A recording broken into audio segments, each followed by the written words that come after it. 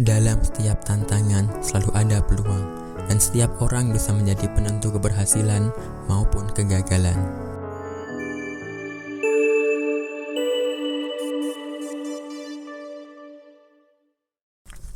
Perjalanan dimulai pada tahun 1966. Bocah ini bernama Richard Montañez. Ia dilahirkan di keluarga keturunan Meksiko. Bersama dengan 9 saudara kandungnya, ia bertempat tinggal di perkebunan dengan rumah yang sederhana. Di lingkungan keluarga, ayah Montañez sering mabuk dan berlaku kasar kepadanya. Sementara itu di sekolah, Montañez bertemu dengan Judy. Dikarenakan Montañez dan Judy memiliki kulit coklat, mereka berdua sering dibully oleh teman-teman kulit putih lainnya. Singkat cerita, di usia mudanya, Montañez menjadi kriminal. Montañez masih berhubungan dengan Judy. Mereka berdua menyambung hidup dengan menjual narkoboy. Saat itu bisnis mereka lancar dan mereka hidup bahagia. Sampai di satu titik, Judy sedang hamil tua. 2 bulan menuju kelahiran anak mereka yang pertama, Judy meminta Montañez untuk tobat dan mulai mencari penghasilan yang halal dan thayyiban. Rich, you gotta change now for us and for the baby. Setelah sekian lama bertobat, teman-teman Montañez mulai mengajak menjual barang haram kembali. Sebelum itu, Montañez melihat istrinya yang sedang hamil anak kedua. Montañez memilih jalan yang lurus dan tidak tergoda akan ajakan teman-temannya. Saat itu tahun 1982, Montañez tidak memiliki pekerjaan dan hidup mereka mulai sulit. Tak jarang Judy terlihat kesal dengan kondisi perekonomian keluarga mereka. Akan tetapi Montañez tak tinggal diam. Siang itu dia mulai mencari pekerjaan. Apapun pekerjaannya, yang penting bisa memberi makan anak dan istrinya. Saat itu di Amerika sedang ramai-ramainya rasisme terhadap kulit coklat dan hitam, yang membuat Montañez tak dapat pekerjaan satupun pada hari itu.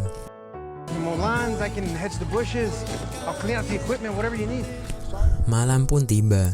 Di depan rumah tampak Judy dan Montañez bertengkar karena tak punya apa-apa di rumah. Judy memohon kepada Montañez untuk meminta bantuan kepada orang tuanya. Awalnya Montañez menolak, akan tetapi karena keadaan, mau tidak mau mereka harus meminta bantuan orang tua Montañez. Sesampainya di rumah orang tua Montañez, ia diceramahi oleh ayahnya yang membuatnya tak nyaman dan langsung keluar rumah.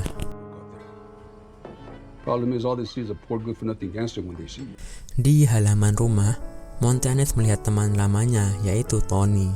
Ia mendekat dan bertanya kepada Tony apakah ada lowongan pekerjaan. Tony menyarankan untuk mendaftar di pabrik Frito-Lay karena Tony adalah salah satu karyawan di sana.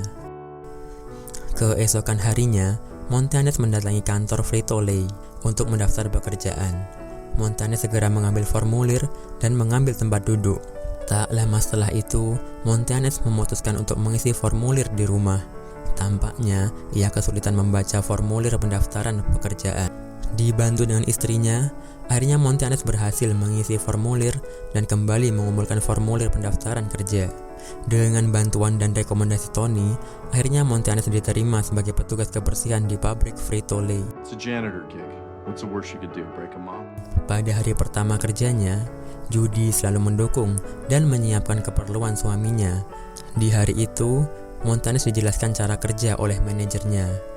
Meskipun hanya sebagai petugas kebersihan, Montañez melakukan semua pekerjaannya dengan senang hati dan sangat aktif. Saking aktifnya, Montañez sering kepo dengan pekerjaan teknisi di sana.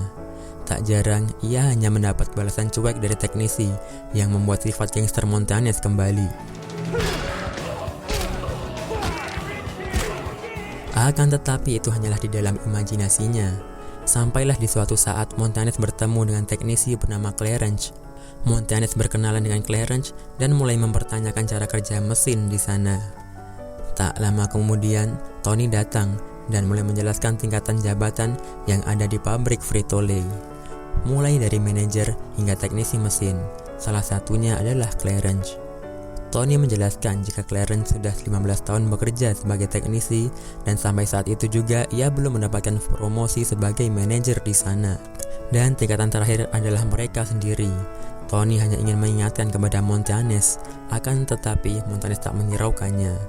Montanes bercita-cita ingin menjadi CEO seperti Roger Enrico.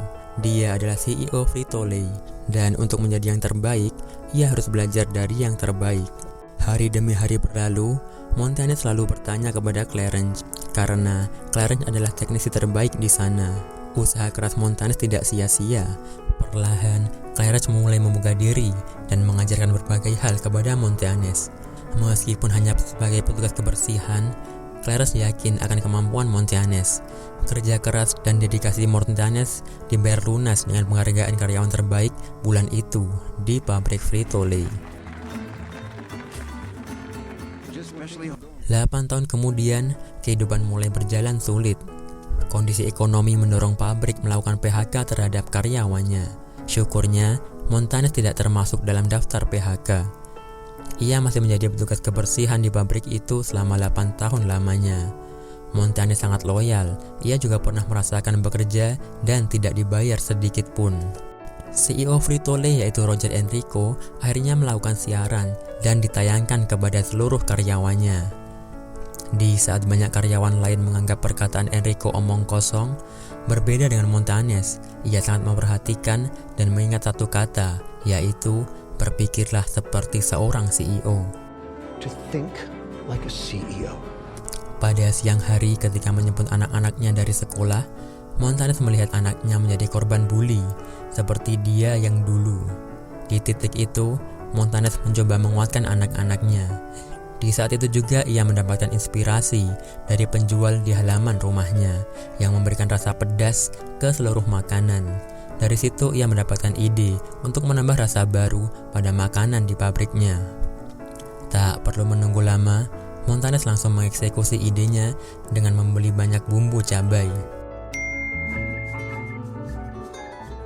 Keesokan harinya, Montanes meminta izin kepada Clarence untuk membawa pulang keripik yang gagal produksi akan tetapi tetap layak dimakan. Rencananya, ia ingin membawa pulang dan mencoba beberapa bumbu racikan keluarganya. Mereka telah mencoba semua cabai, sampai pada akhirnya menemukan formula terbaik.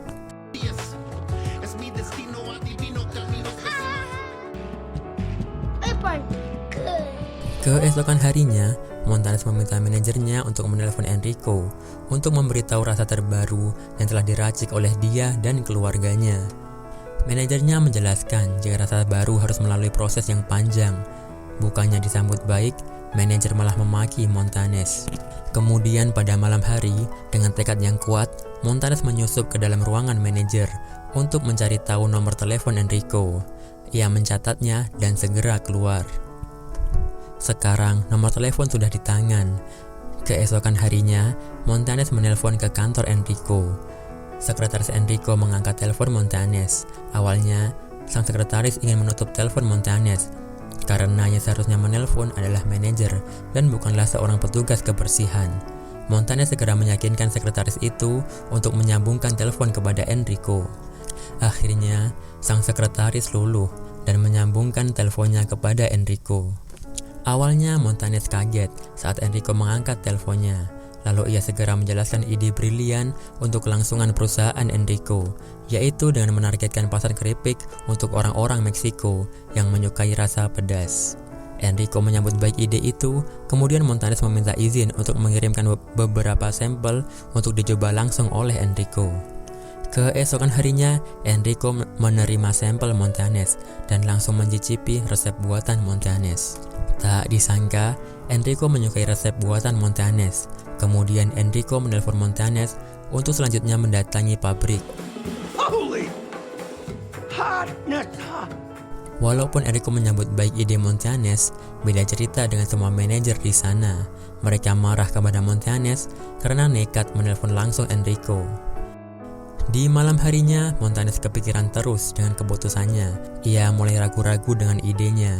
Kemudian Judy datang dan mencoba untuk meyakinkan suaminya itu. Tampaknya Montanes ragu karena belum bisa melakukan presentasi yang baik. Lalu keesokan harinya, Judy membantu Montanes untuk membuatkan presentasi yang menarik. Sampailah pada hari di mana Enrico akan datang ke pabrik Montanes. Pagi itu, Montanes tahu jika ia tidak dapat mengikat dasi, sehingga ia membutuhkan bantuan dari ayahnya. Montanes segera mendatangi rumah ayahnya. Di saat itu juga, ayah Montanes mengatakan jika ia sangat bangga dengan anaknya, meskipun ia sering berlaku kasar kepadanya. Tak lupa, ia mendoakan keberhasilan Montanes. Enrico telah sampai di pabrik Frito-Lay. Tak lama kemudian, presentasi Montanes pun dimulai. Awalnya Montanes sangat gugup. Ia mulai menjelaskan dari peluang yang dapat diambil Frito-Lay pada pasar orang Meksiko. Singkat cerita, Enrico tertarik dengan ide brilian Montanes. Ia sangat berterima kasih dan akan mulai memikirkan ide Montanes. Sebulan kemudian, rasa baru diproduksi di pabrik Frito-Lay. Dan ya, rasa itu terinspirasi dari ide Montanes. Layaknya produk baru yang ada di pasar, rasa terbaru ternyata banyak yang tidak laku. Hal itu membuat Montanes frustasi. Sampai pada akhirnya, Claridge mendorong Montanes untuk melakukan sesuatu.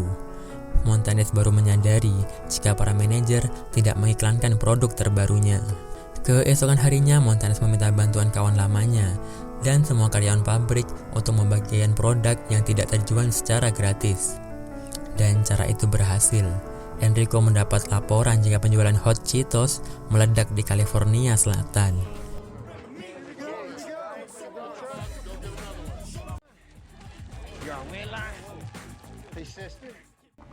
Because Southern California is blowing up.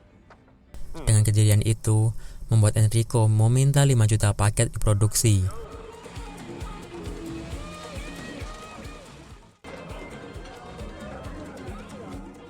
Keberhasilan itu membuat Clarence diangkat menjadi manajer dan Montanes diangkat sebagai direktur pemasaran.